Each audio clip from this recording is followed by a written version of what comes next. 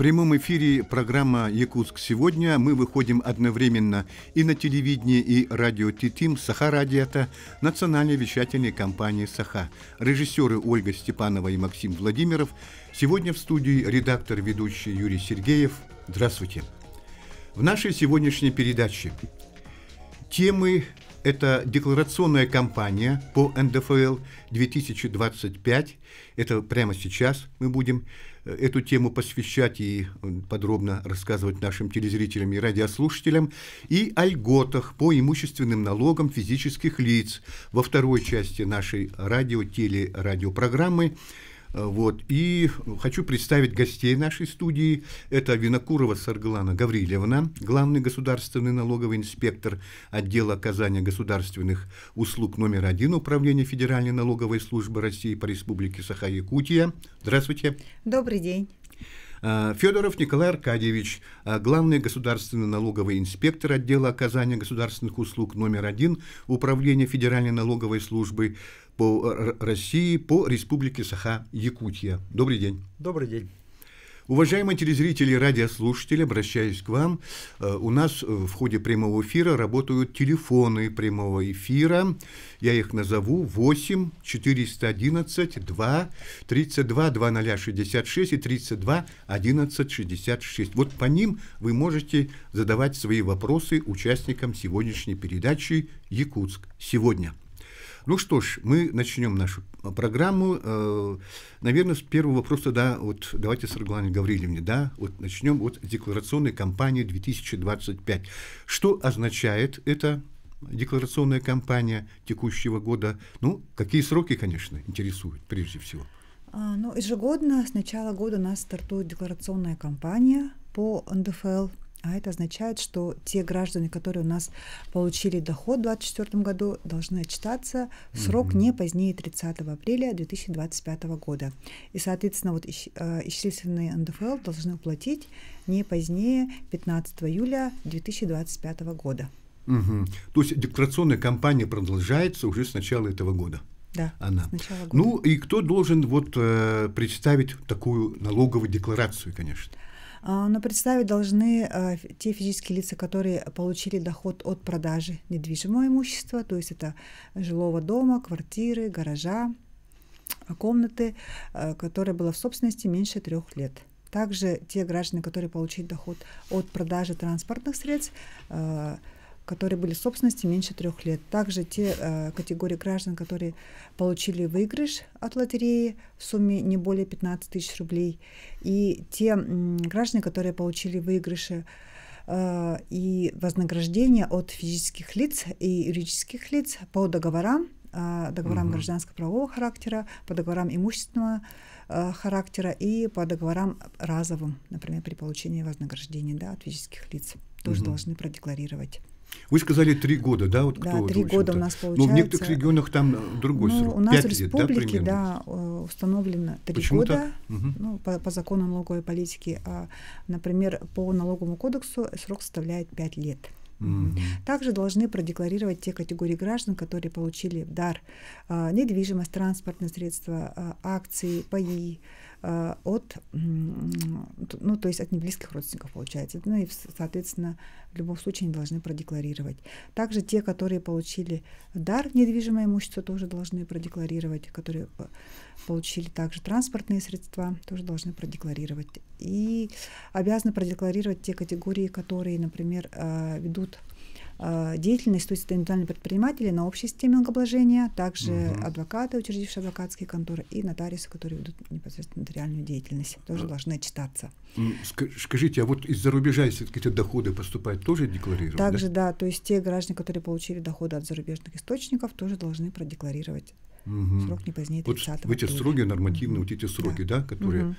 Ну и, конечно, за нарушение сроков подачи декларации и уплаты НДФЛ, что ожидает тогда граждан? В случае нарушения сроков представления декларации 3 НДФЛ и в случае тоже несвоевременной уплаты предусмотрены штрафные санкции согласно налогового кодекса.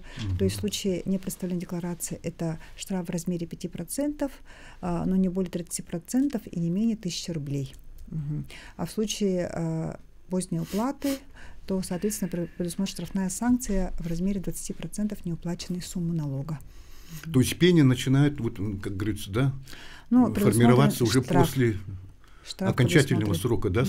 А пени считается именно, например, на следующий день после нарушения срока уплаты уже начинает исчисляться пеня.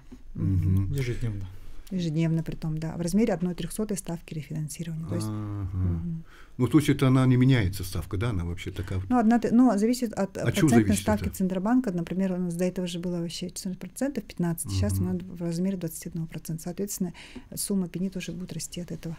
Так, ну, естественно, такой вопрос, например, если на детей прописаны доли с родителями, да, вот как они должны отчитаться? Наверное, вам вопрос, да? Да, если у них являются они налогоплательщиками, да, то есть на них прописана доля, то они являются, то есть, налогоплательщиками и обязаны тоже, да, представить налоговую декларацию в форме 3 НДФЛ. Если они маленькие, да, до 14 лет, то ответственность лежит на родителей, опекунов, попечителей, да. Если от 14 до 18 лет они дают письменное разрешение своим родителям, и также они должны отчитаться за их долю. То есть они тоже являются налогоплательщиками. Возрастное ограничение там не имеет значения. Не имеет значения, да? К сожалению, так. Если они являются собственниками этого имущества. Ну, вот самое основное, наверное, что собственниками являются. Да. В этом случае только. Вот такие у нас бывают немножко затруднения, да, потому что родители не понимают, они же говорят, дети у нас маленькие, почему они обязаны оплачивать налоги? Ну, это в зависимости, наверное, от коррупционных действий такое, да, мероприятие, потому что чиновники могут прописать на своих детей всякие там машины, имущество, да, и не оплачивать налоги. Уважаемые телезрители, радиослушатели, мы работаем в прямом эфире, это передача «Якутск сегодня». Наши телефоны 32 2066 и 32 1166. Если есть какие-то вопросы вот к участникам сегодняшней передачи, то, пожалуйста, звоните. Это представители Федеральной налоговой службы по Республике Саха-Якутия. Сегодня мы как раз ведем речь о декларационной кампании 2025. Ну и теперь взять такой пример, да, например, какие вычеты, если человек сдает, скажем, в аренду квартиру, ну это, конечно, тоже типичный случай, или дом, скажем, как он должен тогда отчитываться о доходах и какие варианты-то есть вообще? Ну, также, да, он сдать налоговую декларацию в форме 3 ндфл и должен оплачивать налоги от стоимости договора аренды. Вот эту сумму, которую он заработал, например, за 2024 год, он должен прописать, посчитать 13% от этой суммы и оплатить эту сумму налога не позднее 15 июля. Сдать декларацию не позднее 30 апреля, да, и оплатить сумму не позднее 15 июля. Ну, скорее, лучше, конечно, сдать и оплатить сразу эту сумму. Ну, я хочу, наверное, опередить немножко наших радиослушателей. Тоже вопрос может возникнуть, да, вот выигрыш, например, в лотерею. Вот человек выиграл, да, вот тоже должен предоставить декларацию, наверное. Там надо какие-то суммы, да, от каких-либо цифр надо отталкиваться, да? Ну да, при получении выигрыша в лотерею, да. либо от распространителей, от тех, кто сформирует азартные игры на тотализаторах, да, на букмекерских конторах тоже должны отчитаться. То есть там сумма не более 15 тысяч рублей. То есть если более, то, соответственно, налоговый агент должен представить данные о сумме НДФЛ и данные о физическом лице, который получил этот доход. Хорошо. А вот как считается от НДФЛ при продаже квартиры, полученной в наследство, скажем так? Ну, это тоже типичный случай у нас в жизни. Ну, при наследовании.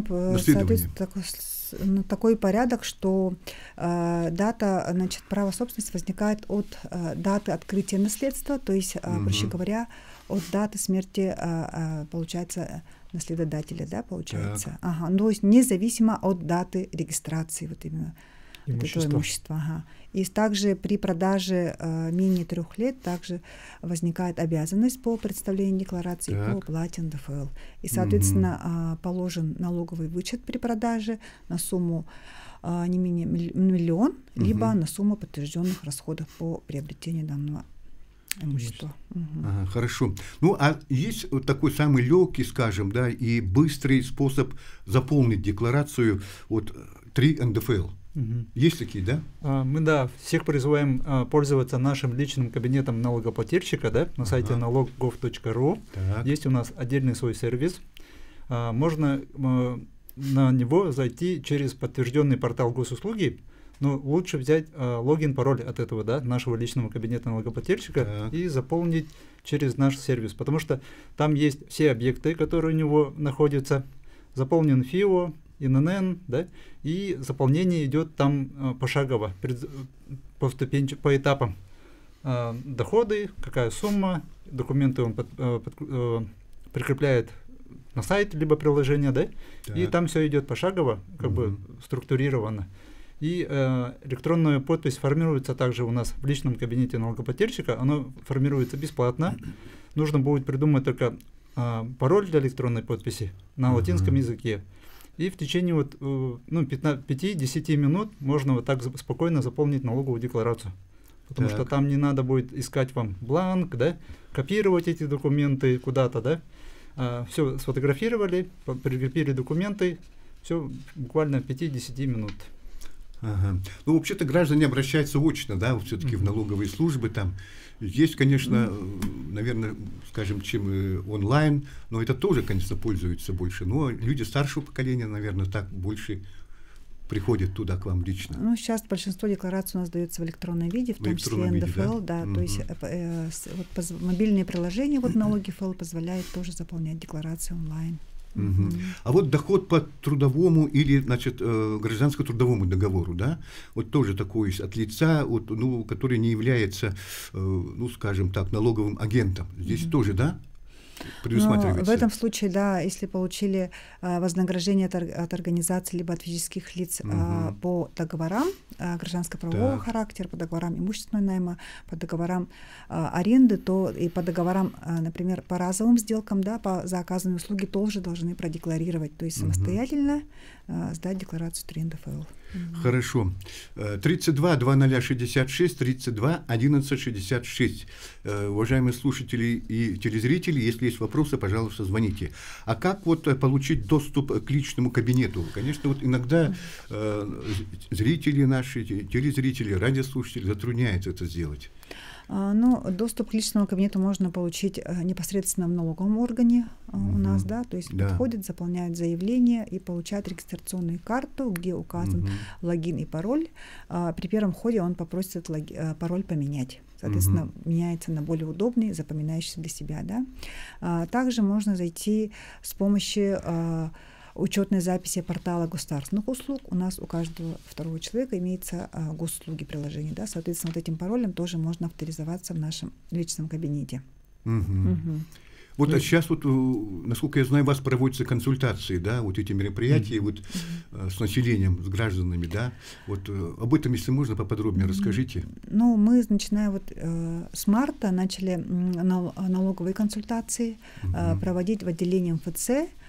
Сейчас мы проводим в отделении МФЦ по адресу Амосова, 18 по средам, то есть, соответственно, завтра, 26 марта, соответственно, далее потом будет 2 апреля, 9 апреля, и далее там же по средам, будут проводить налогоконсультации с 3 до 5. Поэтому, если есть вопросы по заполнению декларации, по получению имущественных вычетов и по льготам, то, соответственно, приглашаем всех посетить. Так, у нас телефонный звонок. Алло.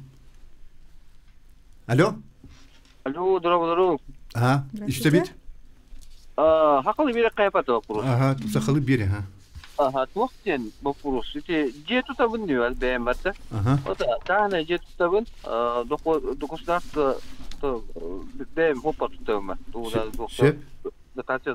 Оны, атылғырға 3 жылынан денді, жақыны сол вопрос денді, онтан туақтен алай, қағасында кенеге кейбіп біттен дос моментті регистрацияды. Қолы регистрацияда в данном случае мені қойып болдағады 3 жылға алик атылғыр бұлан бар бұл бұтын дейін, қаттаға еті момент. Или туаққа қағасында кенеге кейбітінен барады дейді. Так, значит, радиослушатель спрашивает, он строит дом, и там...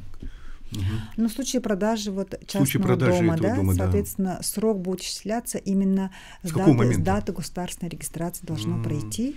Ага. Это когда в оформление в собственность, да? Оформление права собственности, да. Через Это вычисляет срок. Через реестр оно должно пройти. Когда оформляет на себя право собственности через органы госрегистрации, от этого срока будет исходить.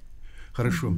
Но я думаю, что еще звонки у нас поступят. Сегодня, уже скоро у нас осталось немного времени до окончания первой части нашей телерадиопрограммы. Вот. Ну и во втором блоке мы продолжим тоже говорить о нашей теме. Теперь, что касается МФЦ. Вот люди тоже обращаются там, ведь там тоже можно все это. Но у нас вообще с МФЦ идет очень честное взаимодействие. Вот, честное взаимодействие там есть. Да.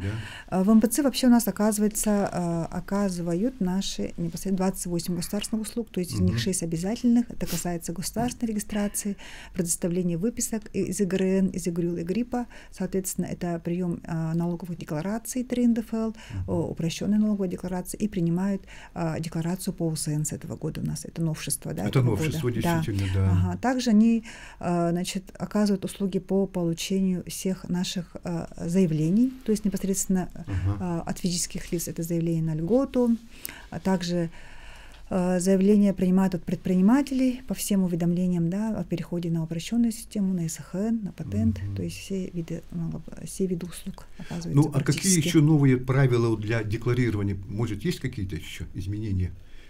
Вот с этого года, например, или в прошлом году вступили? В прошлом году у нас индивидуальные предприниматели, пользователи личного кабинета, да, могут сдавать налоговые декларации через личный кабинет. Ранее этого у нас нельзя было сделать. Не было с такого, прошлого года нам дали вот такую возможность. Можно там, например, декларации по УСН, да, сдавать. Ну и надо будет пользоваться, получить электронную подпись. Квалифицированную электронную подпись, которую также выдает ФНС России, можно получить по всей России. Непосредственно в городе Якутске это у нас 202 микрорайон, корпус 23, с 9 до 6.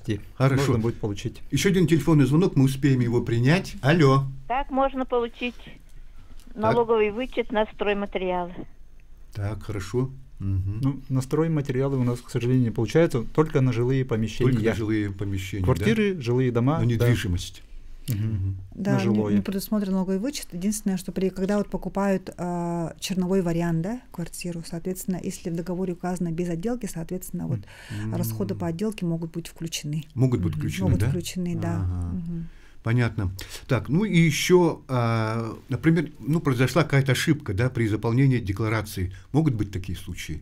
Что делать тогда? Например, в случае обнаружения ошибок, соответственно, декларация была отправлена, но, соответственно, будет отказ в приеме декларации, да, то есть уйдет соответствующая квитанция о том, что налоговым органом не принята налоговая декларация, и нужно будет ее внести изменения и заново отправить.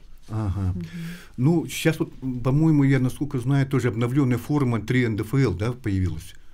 Что было ранее, другие там. Какие изменения там произошли? В части 3 НДФЛ по декларации в этом году не было изменений. Единственное, получается, в мобильном приложении, да, теперь можно будет заполнить не только вычет по декларированию, но и именно по получению, именно по покупке. Тоже можно будет заполнить в мобильном приложении налоги ФЛ. Хорошо.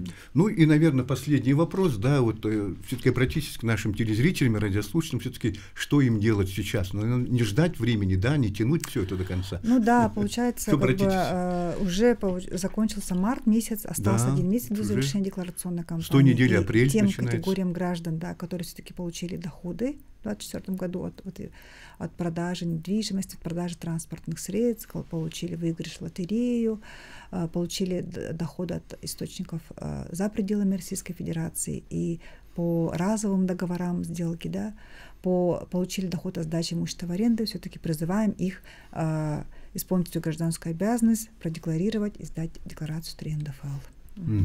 Так, что-то добавите, может быть? Да, пользуйтесь нашими сервисами, потому что у нас очень много сервисов ФНС России. Сайт, напомню, да, налог.gov.ru. Есть мобильное приложение, называется оно «Налоги ФЛ», сокращенно от физическое лицо. И пользуйтесь нашими приложениями. И, как сказать-то,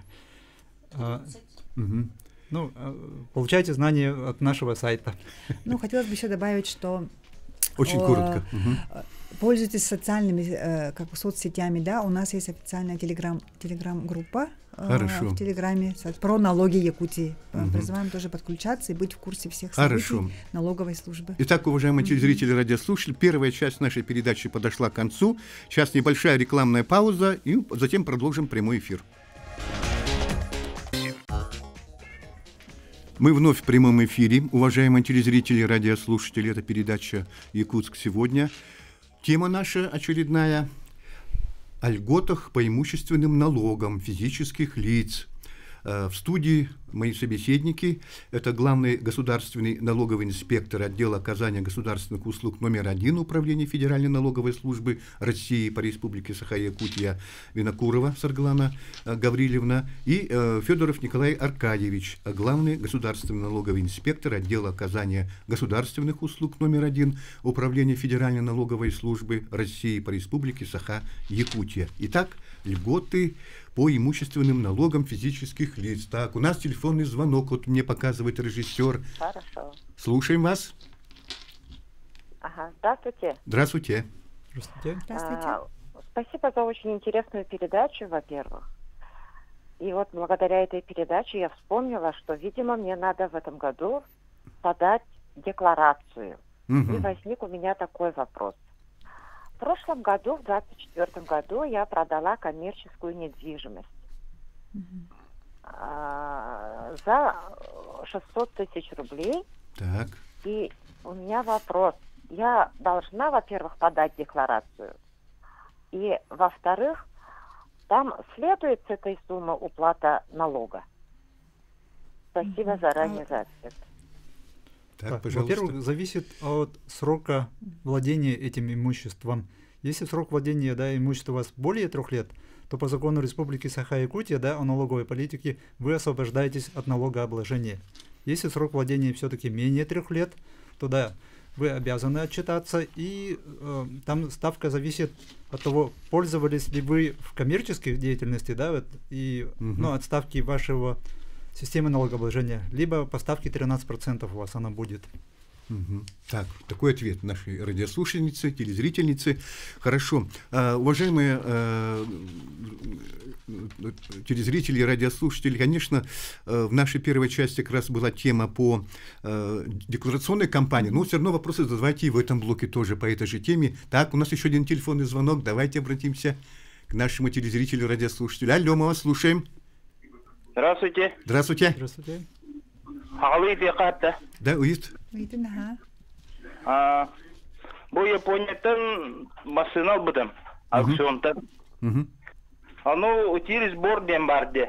Ол Арастамошкадыттан ақсаларды бір сыл туыттанды, учокка тұробыттанды. К сожалению, это не вопрос по налоговой службе, и поэтому мы не затрудняемся на это ответить. У нас только вопросы можно задать по налоговой тематике. Хорошо. Так, вот это надо учитывать, уважаемые радиослушатели, телезрители. Ну что ж, давайте по льготам, по имущественным налогам физических лиц. Так, вопрос сегодня, конечно, я адресую Николаю Аркадьевичу Федорову. Какие изменения по льготам для физических лиц произошли с 1 января 2025 года, пожалуйста? Вот у нас появилась льгота для владельцев автотранспорта, которые на электрическими двигателями работают в размере 50%. Что это значит, Как я уже говорил ранее, льгота у нас устанавливается, льгота по транспортному налогу, это вот региональный налог. И по транспортному налогу у нас устанавливается законом Республики Саха-Якутия. И вот по гражданам, которые являются собственниками машин на электрических двигателях, они освобождаются от суммы налога 50% за периоды с 2024 года по 2028 года. Вот такое у нас основное изменение. Так, а какие льготы предусмотрены для физических лиц по имущественным налогам физлиц? Так, основная категория у нас это пенсионеры, инвалиды 1-2 группы, дети-инвалиды и инвалиды с детства. Также у нас есть по ветеранам боевых действий и многодетные семьи. Вот. Ну, например, вот это льготы по налогам на недвижимость и землю пенсионерам вот с этого года, ну, тоже не платят они, да? Вот, а предпенсионеры, например? Ну, у предпенсионеров тоже имеется льгота по имущественным налогам на один объект недвижимости, соответственно, то есть на одну квартиру, на один жилой дом, на один гараж. Если, соответственно, владеют двумя недвижимостями, например, 2 квартиры, соответственно, на одну квартиру льготируется, значит, не уплачивают, да, имущественный налог, и на вторую уже как бы должны платить, соответственно, вот некоторые, имущество. Да, вот некоторые люди говорят, что это, мол, это правило уже, ну, старые, да, устарели немножко, 2018 года, вот вообще, вот. Это действительно так, да? Или как вот? Ну, по льготам как бы по льготам, действия, все равно льготы как бы пересматриваются, да, то есть дано право субъекту ежегодно как бы дополнять либо вносить изменения в существующий перечень льгот. И дополню, да? По пенсионерам у нас вот с недавнего времени, буквально 2 года назад, наверное, да, ранее она была обязательно, нужно было подавать заявление на льготу. Сейчас у нас идет межведомственный обмен с ФР, Социальным фондом России, и они автоматически нам направляют эти сведения, и пенсионерам у нас льготы предусматриваются автоматически, им заявление писать не надо. Хорошо. Ну и теперь какие льготы предусмотрены для многодетных семей, конечно. Вот здесь вот тоже надо, наверное, очень подробно рассказать. Вот. Такая категория, да, у нас. Многодетные семьи. Да, вот семей у нас каждым годом растет, да. Недавно мы отметили миллионного жителя, да, нашего граждан, да. И она у нас одна из основных льгот является льгота по транспортному налогу. На одного из родителей, которому зарегистрирована машина, да, они имеют право не платить на эту машину, ну, написать заявление на льготу и не платить за одну машину. Также есть освобождение 5 квадратных метров от квартиры на одного ребенка и 7 квадратных метров, да, от кадастровой площади по жилому дому. То есть по жилому дому у них будет по квартире 15 квадратных метров, если у них 3 детей, несовершеннолетних детей. По жилому дому 7 квадратных метров освобождения.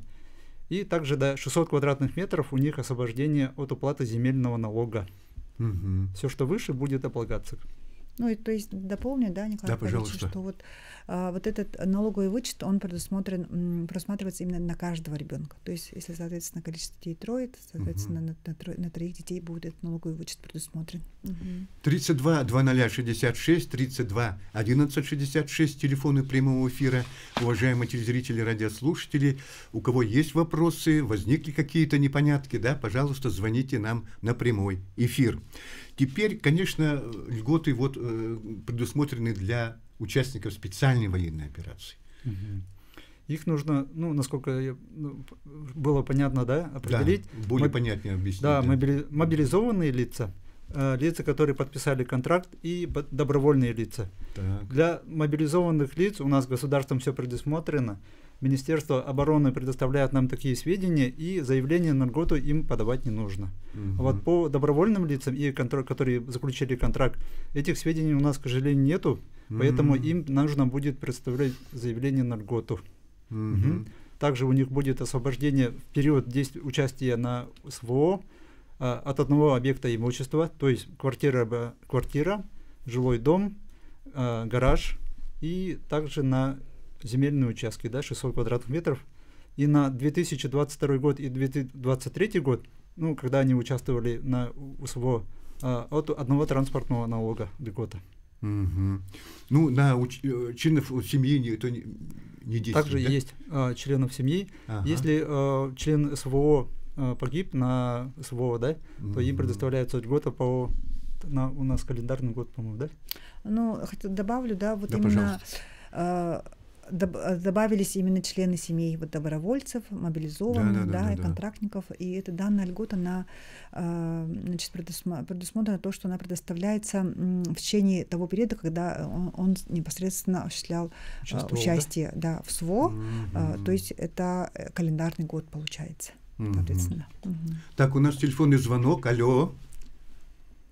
Алло, слушаем вас. Алло, здорово. Здорово. Бою меха доходы, налог на доходы дем кумагы кэлбите. Мен была пенсионер көбүн үлелебеппит. Оны боллагына оннук сокон бар дейбиттер. Ол бар да оннук сокон. Налог на доходы. От продажи дембология, балерин тугура, скорее всего, что-то продали, да, или получили какой-то доход. Нужно будет... Урдары хачы бар. Оны була банда тühjeni пукун базаны бейтинги беппит дейбиттер. Так, то есть эта ситуация как объяснить? То есть те граждане, которые получили проценты по вкладам, да, у нас многие, например, пенсионеры делают вклады в банках, так, соответственно, конечно. Да. То есть был такой период, когда оно не облагалось, соответственно, вот за 23 год уже как бы были включены в налоговое уведомление именно по тем суммам, которые превышают вот за 2024 году это получается 150 тысяч не облагалось, да, соответственно, и та сумма, которая превышает 150, именно с разницы, исчислялся НДФЛ 13%. В этом году, получается, необлагаемая сумма составляет 200 тысяч. 200 тысяч. То есть все зависит от ставки Центробанка. То есть если раньше было 15% года, соответственно, это 1%, да, то есть 150 тысяч. В этом году это 210 тысяч. То есть надо следить за то, что превышает Центробанка. эту сумму процентов по вкладам, необходимо будет, да, платить. Ну, конечно, тоже, я думаю, что нашим радиослушателям тоже интересно будет знать, все-таки повториться можно, каким образом можно подать на льготы. Можно, да, непосредственно в налоговый орган, так, либо через наш интернет-сервис «Личный кабинет налогоплательщика», либо через отделение МФЦ, либо почтовым отправлением, да, непосредственно у нас в республике, то на Губина 2 можно будет направить по почте. Хорошо. У нас телефонный звонок еще один. Алло. Говорите, пожалуйста. Здорово. Здорово. Нахачу передача была турарабит. Мен вопрос тахпын. Дере. Булырын ого бар участок белек табитим. Улуска бар участогы. Так. Аны огом декларация берехтак то белек бутын тугунан. Чеп. Да. Так, я могу ответить на этот вопрос. Если вам поступило уведомление, да, что вам нужно будет отчитаться, да, не позднее 30 апреля, так как это ваш сын, и нужно будет приложение сделать копию свидетельства о рождении и написать, что это ваш сын, и тогда вы освобождаетесь, он освобождается от налогообложения. Он освобождается, да? Так как подарок от близкого родственника. Родственника, да. Ну, добавлю, да, то есть сведения именно по родству к нам приходят с ЗАГСа, да, но бывают случаи, когда эти сведения не приходят, соответственно, те категории, которые как бы являются родственниками, то есть, да, у них они, получается, подарили, да, в частности, земельный участок, соответственно. То есть информация, если, то нет необходимости предоставлять пояснения, если, соответственно, данных нету, то необходимо будет приложить подтверждающие документы, а это именно свидетельство о рождении ребенка. Ну вот, а как проверить, вот, что наличие льгот есть у меня, например? Ну, вот самый простой способ, да, это вот наш интернет-сервис «Личный кабинет налогоплательщика». Там во вкладке «Профиль» есть раздел «Льготы». Когда вы нажмете туда на льготы, то отобразится вся информация по вашим льготам. Если вы не нашли, ну, если вы льготируемое лицо и не обнаружили, да, там льготу, там есть ниже кнопка «Подать заявление на льготу». Форма заявления у нас 115-0099, да? Но в личном кабинете вам не надо будет искать, просто она уже будет шаговой доступности, ну, как бы в доступности. Нажимаете «Подать на льготу», прикрепляете документ, по которому у вас предоставляется льгота, и направляете его в наш ФНС. Так, еще один телефонный звонок. Алло. Алло, да. Да, слушаем вас, девушка. Почему приходят налоговые квитанции, если у человека нету недвижимости, автомашины, ни земли? Вот как ситуация. Так, что ответит налоговая служба? Второй раз приходит это... Даже во второй раз. Да, это мошенники или это действительно налоговые? Я вообще не понимаю. Все, спасибо, поняли вас. Во-первых, нужно понять, да, куда они приходят. На электронную почту, да, также, да, мошенники могут тоже направлять на электронную почту, кстати говоря, всякие сведения, чтобы вынудить у вас какую-то информацию. Поэтому пользуйтесь нашими личными кабинетами, либо оно, если приходит вам по почте дома, то да, можно будет посмотреть. И сведения к нам приходят по 85 статье от регистрирующих органов. Это ГИБДД, Росреестр. Возможно, там какая-то ошибка, и какие-то сведения не дошли до Росреестра ГИБДД, и, соответственно, они нам не направили, поэтому и начисляются налоги. Проще написать нам через личный кабинет налогоплательщика, что такого транспорта у вас нету, и приложить подтверждающие документы, что вы либо продали, да, либо утилизировали эту машину. Тогда будут пересчитаны вам налоги. Угу. Так, ну что, времени у нас осталось совсем немного, тоже до где-то около 4 минут до конца эфира. Что бы еще сказали, вот обращаясь к нашим телезрителям и радиослушателям? На пользу случаем хотела бы добавить, что сегодня у нас 25 марта, соответственно, сегодня у нас срок представления деклараций по УСН для организаций, срок представления декларации по налогу на прибыль, срок представления декларации по единому сельскохозяйственному налогу. Также сегодня у нас срок представления уведомления об исчисленных суммах налогов авансовых платежей по НДФЛ. Соответственно, если осуществляются выплаты, то за период с 1 числа по 22 число необходимо представить уведомление об исчисленных суммах налогов. И, соответственно, уплата не позднее 28 числа. Так, Николай Аркадьевич, добавите здесь что-то? Ну вот, хотел сказать, да, так как мы все пользуемся соцсетями, у нас есть телеграм-канал про налоги Якутии, также соответствующие каналы группы ВКонтакте и Одноклассники УФНС России по Республике Саха-Якутия. Подключайтесь, присоединяйтесь к нашим каналам, узнавайте все новости о нас, по каким льготам, какие мероприятия у нас проводятся, какие семинары, да, чтобы быть в курсе, подключайтесь к нашим каналам. Так, ну тут еще один вопрос, который, да, вот у меня появился. Пенсионер имеет право на вычет вот по этому налогу. Ну, например, видимо, имеется налог, если, скажем, не работает, но все равно имеет право на льготы по какому-то имуществу. Ну, при продаже вообще имеет любой человек, гражданин, да, на сумму миллион, либо на сумму подтвержденных расходов по покупке именно при продаже недвижимости. То есть любой человек имеет, пенсионер. Там, в частности, тоже. Так, ну и в конце нашей сегодняшней телерадиопрограммы, я думаю, что, Николай Аркадьевич, вы, обращаясь к нашим радиослушателям, телезрителям, наверное, скажете тоже несколько слов, да, чтобы тем, кто сегодня задумывается, наверное, еще платить, не платить мне, идти в налоговую службу, декларационную компанию, как раз, и все-таки так далее. Подавайте налоговые декларации, если вы получили доход в 2024 году. Это же все по итогам 2024 же года, да? Да, по итогам. Через наш интернет-сервис «Личный кабинет налогоплательщика» можете подать легко налоговую декларацию формы 3 НДФЛ, если срок владения имуществом менее 3 лет. Да. Ну вот еще раз мы напомнили нашим телезрителям и радиослушателям. На этом мы завершаем нашу передачу. Спасибо за участие в телерадиопрограмме. Вам новых успехов в вашей работе. Ну а телезрителям и радиослушателям обращаться надо вот в срок вовремя платить все налоги. Вел передачу редактор Юрий Сергеев. Всего доброго, до свидания, до новых встреч в эфире.